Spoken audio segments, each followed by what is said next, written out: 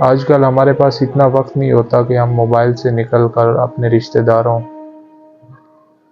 اپنے اہل و عیال، اپنے دوست، ان کے ساتھ تھوڑا ٹائم سپینڈ کریں، ان کے حال و حالات جانیں، ان کے دکھ سکھ بانٹیں۔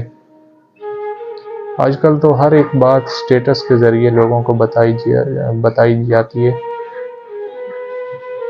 اپنی فیلنگ، اپنے حال و حالات آپ کی حالت میں سٹیٹس کے ذریعے بتایا جاتا ہے۔ کوئی دکھ نہیں بانٹتا، بس سٹیٹس دیکھ کر اگنور کر دیا جاتا ہے۔